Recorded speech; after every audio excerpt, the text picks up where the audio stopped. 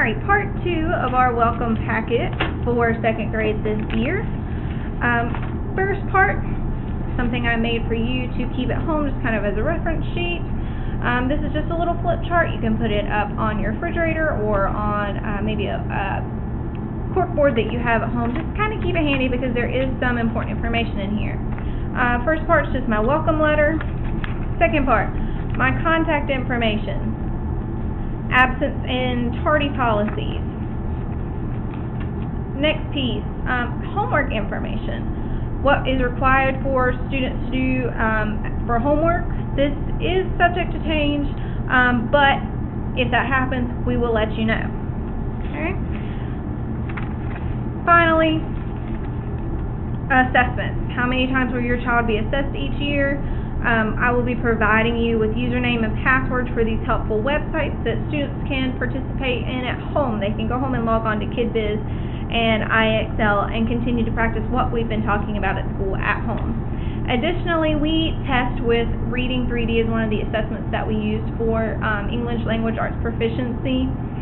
This just outlines the levels of expectation for first, second, and third grades to let you see where your child is on our scale. Right now, students should be coming in on a level K. On a level J is also acceptable to be considered early second grade. At the end of the year, we would like to see them on an M or an N to be truly prepared to read on a third grade level. So again, this is just a piece of reference for you to keep at home throughout the year.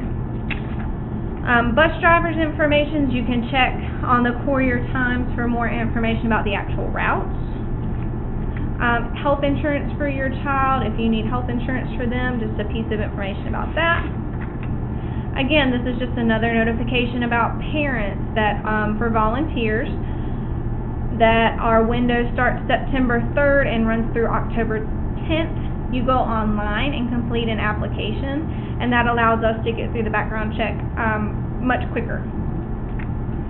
Now, this is something that you probably have not done before. Generally, home-based PowerSchool is not used in the lower grades, but this year it has been extended up to second grade. So this is a really cool tool for you to use.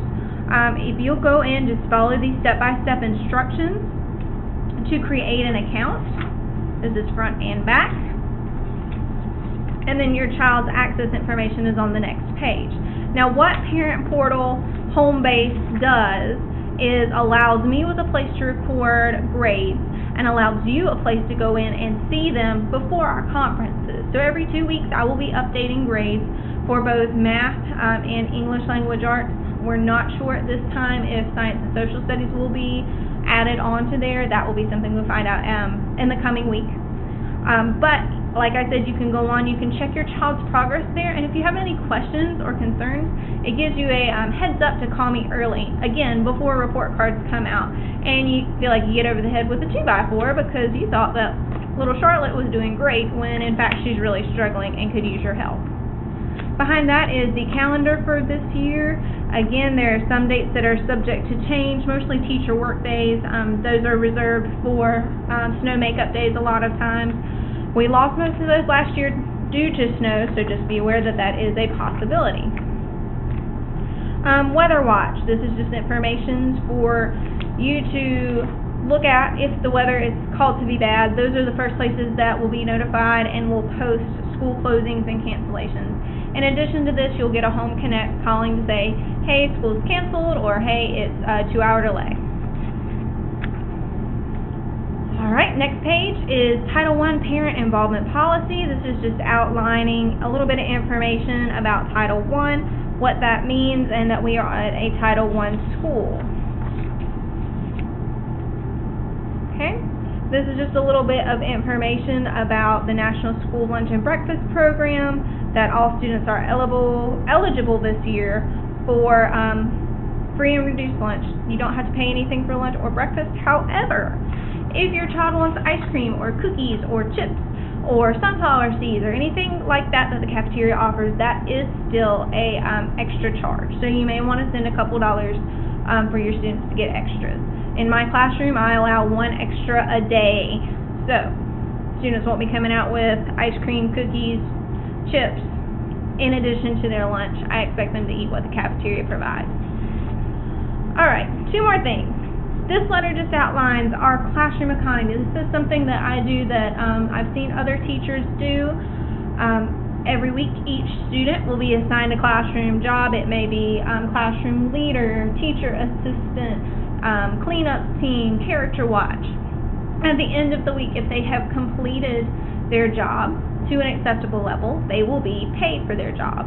In addition to that, they will get paid for completing their homework for a total of around $15 a week.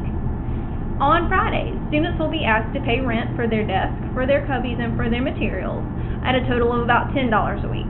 So they earn $15, have to spend $10 on basic supplies, so they're left over with $5 at the end of each week, which they can choose to save, spend, or donate. Okay, they can save up for prizes in our class store that are a little bit more expensive. They could spend it that week. I have items in our class store ranging from $3 to $50 and $60. The $50 and $60 items are obviously really cool. Found a lot of great summer fun stuff. Or they can choose to donate it. I'm going to have a donation bucket at our school store every week. And for every $1 that our students for every $10 students put in, I'm going to donate $1 to charity at the end of the year. So I'm going to set some goals, see what kind of community service project maybe we can fund with our donations at the end of the year. I think that would be really great. This activity is year-long. It's something that will permeate our classroom and allow your child to be more responsible and hands-on with their own work. This also addresses several standards within the second grade curriculum, such as 2.E.1 in the social studies standards, which is working with supply and demand and basic economic principles, which is often really hard for second graders, but doing this hands-on activity really allows them to get in it and experience it. And it also addresses Math Strand 2MD, which is working with money, and 2NBT, which is addition and subtraction. So obviously students will be doing addition and subtraction when figuring out how much money they have or can spend at the class store each week. If you have any other questions about our classroom economy, please feel free to ask.